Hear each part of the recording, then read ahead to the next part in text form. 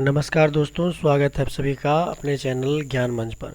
तो जैसा कि आप जानते हैं, इंटरव्यू का जो डेट है वो आ चुका है और सभी व्यक्ति को पता होना चाहिए, सभी कैंडिडेट को पता होना चाहिए कि जो इंटरव्यू डेट है वो 2 तारीख से शुरू होने वाला है और 11 तक चलेगा।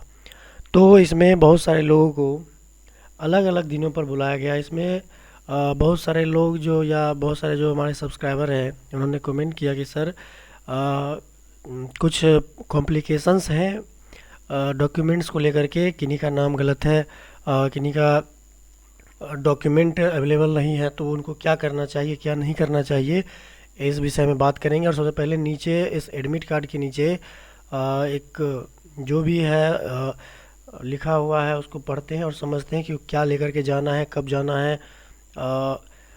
यहाँ पे साफ साफ लिखा गया है कि जो व्यक्ति इसके नोटिस को नहीं पढ़े हैं या इसके रूल्स रेगुलेशन को नहीं फॉलो करते हैं वो कृपया करके इस इंटरव्यू में नहीं जाएंगे। जैसे कि अगर जो उच्च शिक्षा प्राप्त कर चुके हैं वैसे कैंडिडेट वहाँ पे नहीं जाएंगे। तो इसमें देखिए, ये जो है हमारे एक सब्सक्राइबर का एडमिट कार्ड है। इसमें देखते हैं, यहाँ पे देखने वाली बात है ये जो इनका इंटरव्यू डेट है, यहाँ पे ध्यान से देखिए। इनका इंटरव्यू डेट 9 फरवरी 2026 को है, 9 तारीख को है। और रिपोर्टिंग टाइम जो है ये 8 बजे सुबह में, मॉर्निंग में रिपोर्टिंग टाइम है इनका। और 8 से लेकर के 9 बजे के बीच में आपको उनको पहुंचना पड़ेगा। 9:01 में भी अगर जाते हैं तो इनको गेट के अंदर नहीं लिया जाएगा। और आपको देखिए, ये डेट को आप भूल के चलिए, इस डेट पे आपको इतना ध्यान नहीं देना है। आपको 8 से लेकर के 8:30 के बीच में अंदर इंटर कर जाना है। आगे अंदर जाने के बाद बहुत सारी प्रक्रियाएं होती हैं, अटेंडेंस बनेगा और डीवी होगा, उसके बाद आपका इंटरव्यू लिया जाएगा उसी दिन। तो ये बात सोच करके आपको वहाँ पे जाना है, अपनी तैयारी को उस हिसाब से करके वहाँ पे आपको जाना पड़ेगा। उसके बाद अब आगे देखते हैं। इसमें हाई कोर्ट के द्वारा बहुत सारे इंस्ट्रक्शन दिए गए हैं, उनको एक एक करके पढ़ते हैं और समझते हैं कि क्या लेकर के जाना है और क्या नहीं। और वैसे अभ्यर्थी जो सर्टिफिकेट से जुड़ा हुआ कुछ बात जानना चाहें, वीडियो में बने रहिए, हर एक का डाउट क्लियर होगा। और जो भी डाउट बच जाता है कृपया कमेंट करके पूछ सकते हैं, सभी को क्लियर किया जाएगा। यहाँ पे देखिए लिखा है, अभ्यर्थियों को निर्देशित किया जाता है कि वे निर्धारित तिथि एवं समय पर पटना उच्च न्यायालय परिसर में स्थित शताब्दी भवन को पोर्टिको के समीप बिहार बार काउंसिल भवन के पास स्थित गेट नंबर 5 से प्रवेश कर उपस्थित हों। अब ये कहाँ पे गेट नंबर 5 है, इसके लिए भी एक वीडियो बन रहा है, आपको कोई भी परेशानी होने नहीं देंगे, आपके लिए चैनल है। अब आगे पढ़ते हैं क्या है। अभ्यर्थियों के लिए महत्वपूर्ण निर्देश। अब इसको ज़रा बढ़िया से समझते हैं कि ये क्या है। इस साक्षात्कार पत्र प्रवेश पत्र को A4 आकार के कागज़ पर प्रिंट करें। प्रवेश पत्र तभी वैध होगा जब अभ्यर्थी का फ़ोटो और हस्ताक्षर साफ साफ मुद्रित हो। कृपया साक्षात्कार पत्र में दिए गए निर्देशों को ध्यान से पढ़ें और केवल उन्हीं आवश्यक वस्तुओं को लेकर जाना है। रिक्त वस्तुओं जो अतिरिक्त उसके अलावा कोई वस्तु लेकर के नहीं जाना है, जिनका उल्लेख निर्देश में दिया गया है। विस्तृत निर्देश नीचे दिए गए हैं। कहने का मतलब है, आप जो ये एडमिट कार्ड प्रिंट करिएगा उसको A4 साइज़ में ही प्रिंट करिएगा। A4 साइज़ में प्रिंट नहीं करिएगा तो हो सकता है आपको वहाँ पे बोला जाए कि A4। और जो प्रिंट करिएगा आपका हस्ताक्षर और आपका फ़ोटो सही वहाँ पे दिखाई देना चाहिए। अगर ये वहाँ पे नहीं होता है तो आपको दिक्कत हो सकता है। अब आगे बात करते हैं। उच्च न्यायालय परिसर में पहुंचने से पहले अभ्यर्थियों को यह जांच लेनी होगी कि हस्ताक्षर ये साक्षात्कार पत्र पर मुद्रित उनका नाम तथा अन्य विवरण सही है या नहीं। अब मान लीजिए कोई ऑनलाइन जो करते समय कुछ कैंडिडेट ने कुछ गलत डिटेल भर दिया था, लेकिन अभी वो इंटरव्यू तक पहुंच गए हैं, तो उनको क्या करना है। तो आप कुछ मत करिएगा, आपको अपने जिला न्यायालय में जाना है और जिला न्यायालय में जा करके आपको एक कोर्ट से हाफिडेविट बनवा लेना है कि ये गलत हो गया है। जो भी प्रॉब्लम है आपको कोर्ट से जा करके हाफिडेविट करवाना पड़ेगा। और अगर इससे भी बात नहीं बनता है तो वहाँ पे जाने के बाद क्या प्रक्रिया होगी, लेकिन आपको हाफिडेविट करवा के जाना पड़ेगा। अगर आपके पास कोई प्रमाण पत्र भी नहीं है, फिर भी आपको यही काम करना पड़ेगा, लेकिन प्रमाण पत्र तो मैंडेटरी है, आपको कहीं से भी इकट्ठा करके या जहाँ भी होगा वहाँ से ले आके के आपको लेके जाना पड़ेगा। उसके बाद बात करते हैं किसी भी परिस्थिति में साक्षात्कार पत्र, इंटरव्यू लेटर जो है, वैध पहचान पत्र तथा सुरक्षा जांच के बिना उच्च न्यायालय परिसर के में अनुमति नहीं दी जाएगी। मतलब कि इसके जांच के बिना उच्च न्यायालय परिसर में आप नहीं जा सकते हैं। अभ्यर्थियों को साक्षात्कार के लिए उनके साक्षात्कार पत्र में उल्लेखित साक्षात्कार तिथि मतलब इंटरव्यू डेट जो आप में दिया गया है और रिपोर्टिंग टाइम के अनुसार ही उच्च न्यायालय परिसर में प्रवेश दिया जाएगा। कहने का मतलब है कि यहाँ पे देखिए ये डेट जो यहाँ दिया है 9/2/2026, कहने का मतलब 9 फरवरी, तो इनको उसी अपने टाइम पे जो इनका टाइम स्लॉट है उन्हीं में इसी टाइम स्लॉट में उनको जाना पड़ेगा। अब आगे बात कर लेते हैं। अभ्यर्थियों को मूल रूप से एक वैध पहचान प्रमाण पत्र और उसकी फ़ोटोकॉपी साथ लानी होगी। फ़ोटो पहचान पत्र जैसे Aadhaar card, voter ID card, driving licence, passport, PAN card, केंद्र सरकार या राज्य सरकार द्वारा जारी किया गया अन्य कोई पहचान पत्र या 10वीं के कोई भी जो 10वीं का अंक पत्र हो गया या चाहे प्रमाण पत्र, पहचान पत्र, कुछ भी कोई भी तरह का डॉक्यूमेंट आपके पास है जिस पे आपका नाम और आपके पिता का नाम जो भी मुद्रित होगा वो उसमें होना चाहिए, फ़ोटो और हस्ताक्षर सहित, जिसमें अभ्यर्थी का नाम, पिता का नाम और जन्मतिथि अंकित हो। यही बात मैंने अभी बोला। और सबसे अच्छा उपाय ये है कि आप जो है अगर पहचान में लेके अगर सभी के पास उनका वोटर आईडी कार्ड होगा तो देखिएगा वोटर आईडी कार्ड में जो है सबसे अच्छा विकल्प है, अच्छा फ़ोटो भी रहता है, या सबसे एक और अच्छा उपाय है कि अपना पैन कार्ड भी लेकर के जा सकते हैं। पैन कार्ड पर उनका हस्ताक्षर भी होता है, तो ये सबसे एक अच्छा उपाय है। या आधार कार्ड, तो सबसे आधार कार्ड भी लेके जा सकते हैं, मेंशन तो यहाँ पे किया है, आधार कार्ड भी लेके जा सकते हैं। आपके पास जितना भी पहचान पत्र है वो सभी लेकर के जाइएगा। कोई भी वहाँ पे अगर वहाँ मान लीजिए कोई प्रमाण पत्र मांगा जाए और आपके पास अगर घर में होगा लेकिन आप लेके नहीं जाएंगे तो वहाँ पे समस्या हो जाएगी। इसलिए जितने भी प्रमाण पत्र होंगे सभी को आप लेकर के जाइएगा वहाँ पे। उसके बाद इसे इंटरव्यू पत्र के साथ मांगने पर प्रस्तुत करना होगा। इंटरव्यू पत्र के साथ अगर वहाँ पे मांगा जाएगा तो ये सब चीज़ आपको वहाँ पे देना पड़ेगा। दिए गए इंटरव्यू पत्र, इंटरव्यू लेटर पर विवरण से मेल नहीं खाने पर अभ्यर्थियों को उच्च न्यायालय परिसर में प्रवेश से वंचित कर दिया जाएगा। अन्य किसी प्रकार के पहचान पत्र या फोटोकॉपी भले ही प्रमाणित हो या मोबाइल फ़ोन से स्कैन की गई हो, मान्य प्रमाण पत्र नहीं मानी जाएगी। कहने का मतलब है कि अगर आपका जो नाम या पिता का नाम अगर आपके प्रमाण पत्र में या आपके ऑनलाइन फॉर्म में अगर गलत है और बाद में अगर जो आप मोबाइल से अगर वहाँ पे लेके नहीं जाते हैं और फ़ोन से भी अगर दिखाना चाहेंगे तो बाद में वो मान्य नहीं होगा। आपको वहाँ जो है हार्ड कॉपी लेकर के जाना पड़ेगा, हार्ड कॉपी आपको लेकर जाना पड़ेगा। उसके बाद देखिए यहाँ क्या लिखा है 5 नंबर में, यह साक्षात्कार पत्र किसी भी प्रकार से नियुक्ति की गारंटी नहीं देता। मतलब ये आपका ज्वाइनिंग लेटर नहीं है, ये आपका इंटरव्यू लेटर है। आपको इंटरव्यू लेने के लिए बुलाया जा रहा है। ज्वाइनिंग लेटर इंटरव्यू के बाद देगा, जो भी सफल रहेंगे उनको इंटरव्यू लेटर के बाद ज्वाइनिंग लेटर मिलेगा। कैंडिडेचर विज्ञापन में निर्दिष्ट पात्रता शर्तों की पूर्ति पर ही मान्य होगा। जो भी ये इंटरव्यू लेटर है, जो भी कैंडिडेचर विज्ञापन जो दिया गया था नोटिफिकेशन, उसमें उसकी पूरी शर्तों को अगर पूरा करते हैं आप तो आपको वैध माना जाएगा, नहीं तो आपको निष्कासित कर दिया जाएगा, आपका कैंडिडेचर रद्द कर दिया जाएगा। यदि किसी भी चरण में यह पाया जाता है कि कोई अभ्यर्थी अधिसूचित पात्रता शर्तों को पूरा नहीं करता है तो अभ्यर्थिता कैंडिडेचर तत्काल प्रभाव से निरस्त कर दी जाएगी। कहने का मतलब है आपको निकाल दिया जाएगा। देखते हैं 6 में क्या है। अभ्यर्थियों को सभी गतिविधियां सीसीटीवी कैमरा पर निगरानी में होगी। सीसीटीवी कैमरा रहेगा वहां पे। अभ्यर्थियों को चेतावनी दी जाती है कि उच्च न्यायालय परिसर में शांति एवं अनुशासन बनाए रखे। किसी प्रकार का अशोभनीय व्यवहार अथवा व्यवधान को गंभीरता से लिया जाएगा। अगर आप किसी प्रकार के आप वहाँ जाइए तो अपना जो स्लॉट दिया जाएगा वहाँ पर बैठिए और इंतज़ार करिए अपनी बारी का। ऐसे मामलों में संबंधित अभ्यर्थी के विरुद्ध अनुशासनात्मक एवं विधिक कार्रवाई की जा सकती है तथा उसकी अभ्यर्थिता कैंडिडेचर निरस्त की जा सकती है।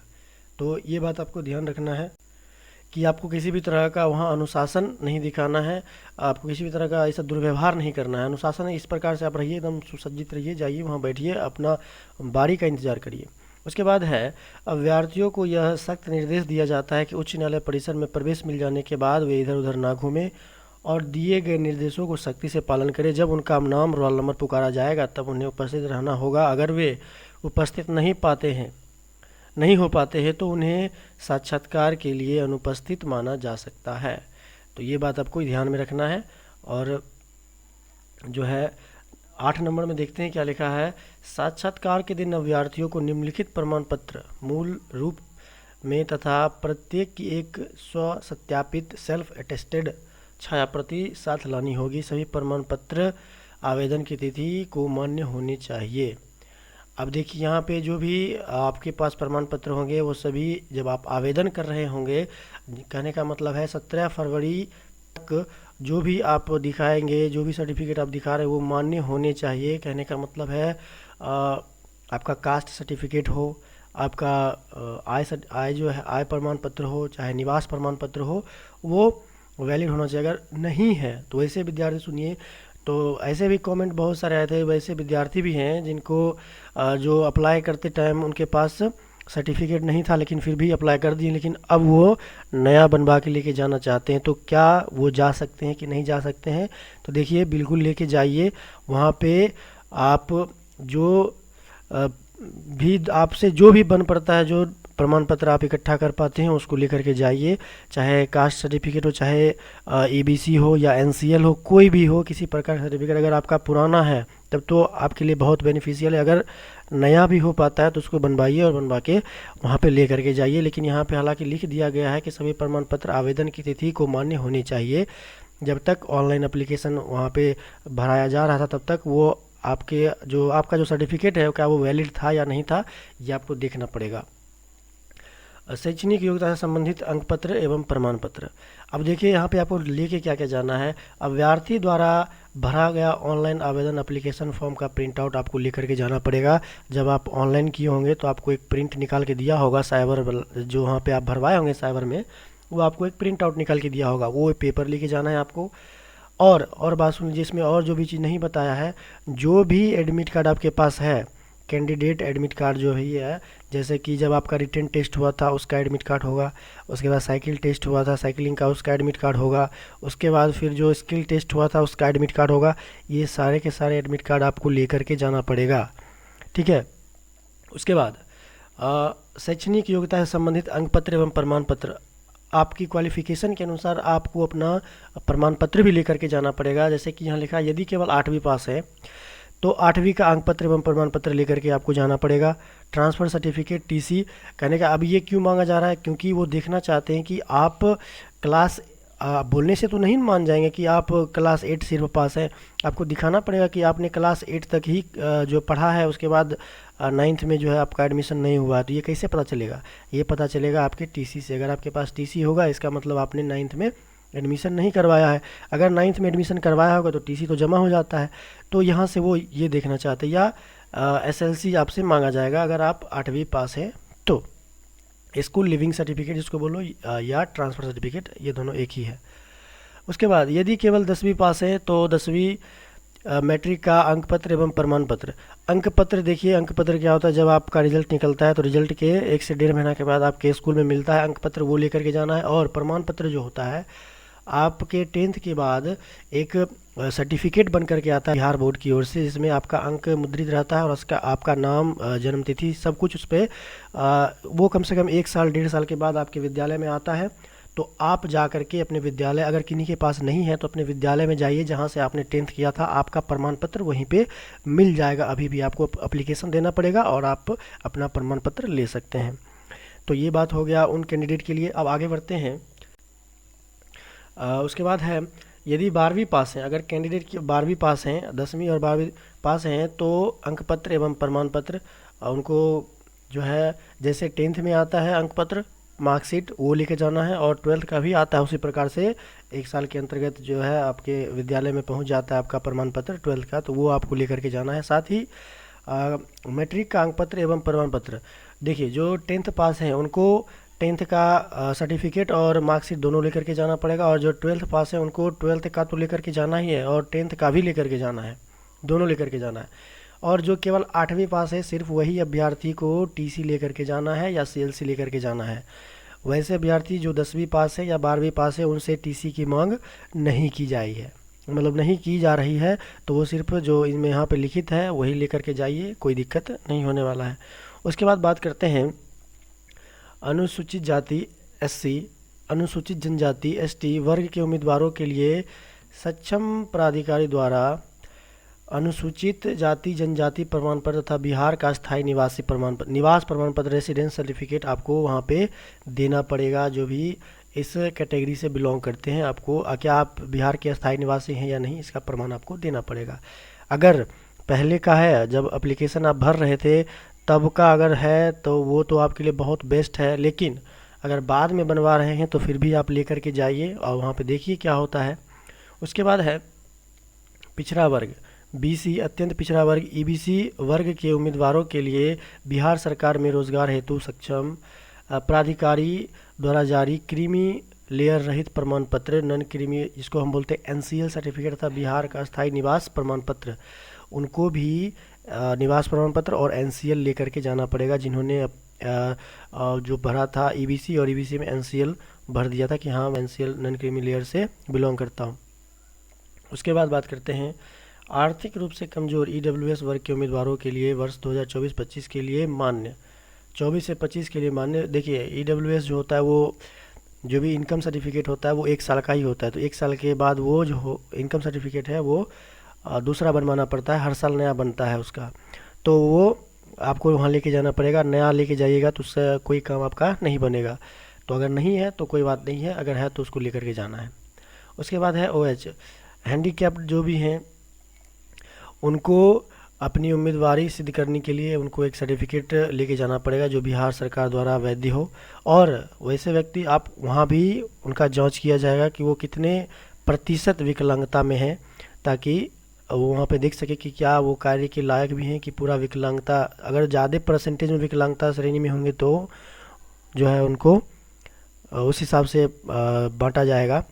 आगे बढ़ते हैं, सभी अभ्यर्थियों को संलग्न घोषणा पत्र डिक्लेरेशन एनेक्सचर 1 स्वयं भरकर लाना अनिवार्य होगा। कहने का मतलब है जितने भी कैंडिडेट हैं उनको एनेक्सचर 1 जो भी घोषणा पत्र नीचे होगा वो अपने से भर के लेके जाना पड़ेगा, पूरा लेके जाना पड़ेगा। वो उनको सब कैंडिडेट जो भी हैं सभी कैंडिडेट को भरना पड़ेगा। यदि उम्मीदवार नौकरी में है तो नियोक्ता से प्राप्त अनापत्ति प्रमाण पत्र एनओसी अनुमति प्रमाण पत्र लाना पड़ेगा। एनओसी अगर नहीं मिलेगा तो जो काम कर रहे हैं, जो कुछ काम नहीं कर रहे हैं, जो प्राइवेट सेक्टर में हैं, कहने का मतलब है जो कोई टीचिंग में होंगे अभी या कोई प्राइवेट स्कूल में पढ़ा रहे हैं, उनसे एनओसी की कोई डिमांड नहीं है। आप नॉर्मली जाइए, आपको एनओसी की कोई ज़रूरत नहीं है। वैसे अभ्यर्थी जो सरकारी कार्य में हैं या किसी और कार्य में किसी कंपनी में हैं तो वैसे अभ्यर्थियों को लेके जाना पड़ेगा एनओसी, ठीक है। उसके बाद यदि उम्मीदवार नौकरी में नहीं है तो संलग्न शपथ पत्र अंडरटेकिंग एनेक्सर 2 स्वयं भर कर लेके जाए, अगर उम्मीदवार नौकरी में नहीं है तो, ठीक है। और एक तो सबको भरना पड़ेगा एनेक्सर, एक जो डिक्लेरेशन फॉर्म है वो सभी के लिए मैंडेटरी है।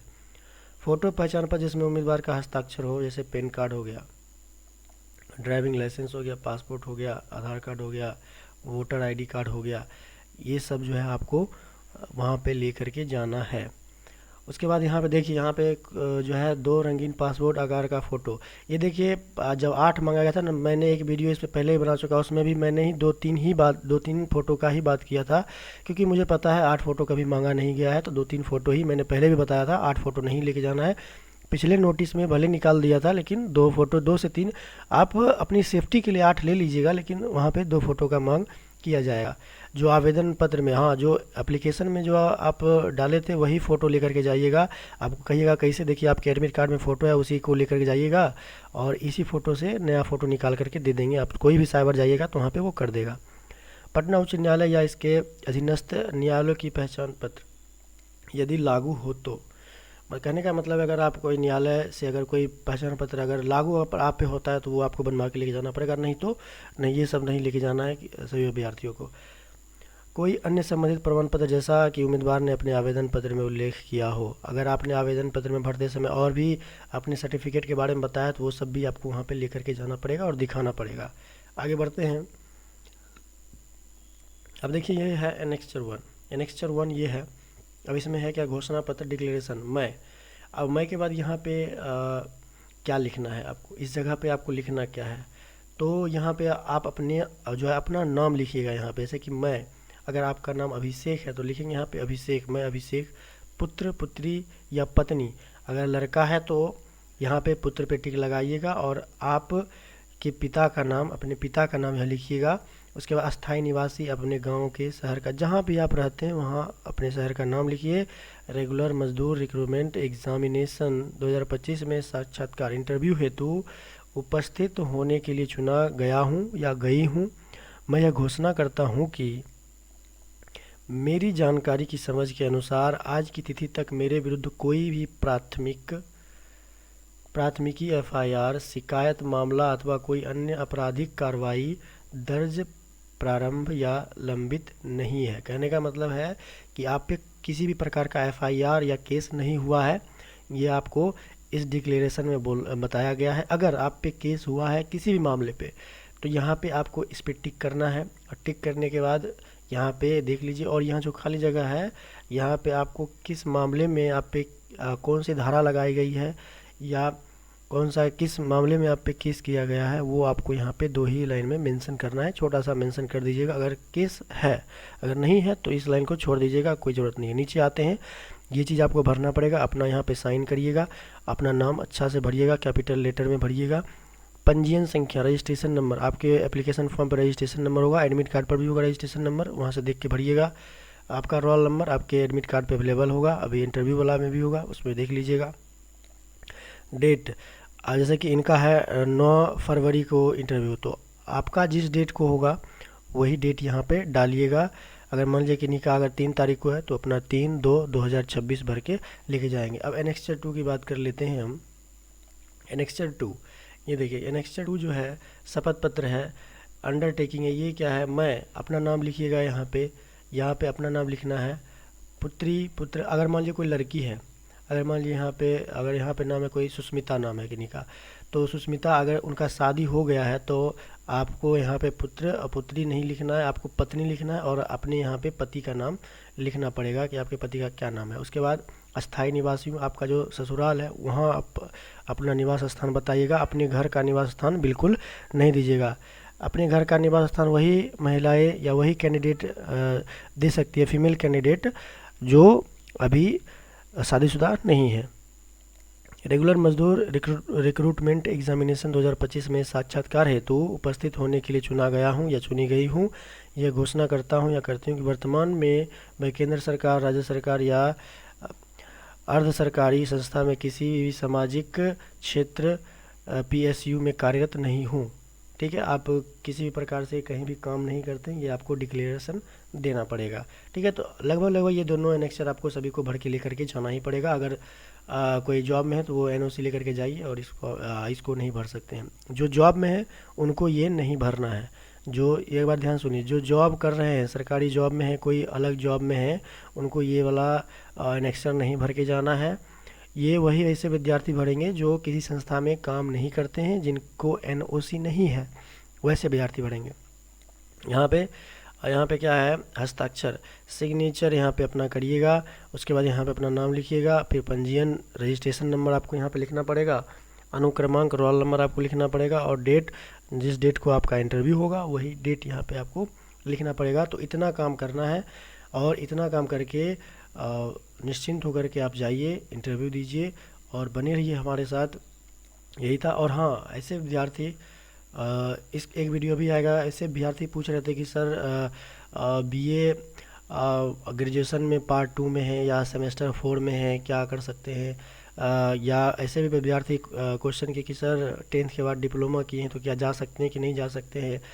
या ऐसे विद्यार्थी जिनका ये सवाल रहेगा कि सर फॉर्म भरने के बाद मेरा ग्रेजुएशन कंप्लीट हो गया है तो क्या मैं जा सकता हूँ वहाँ पे। तो उन सब का जो जवाब है नेक्स्ट वीडियो में आपको मिलने वाला है। तब तक चैनल को सब्सक्राइब करिए, और अभी तक बने हैं तो कृपया करके एक लाइक और एक प्यारा सा कमेंट मेरे इस काम के लिए तो बनता है। तो मिलते हैं नेक्स्ट वीडियो में आप सभी के साथ, ज्ञान मंच के साथ। तब तक के लिए best of luck for the interview.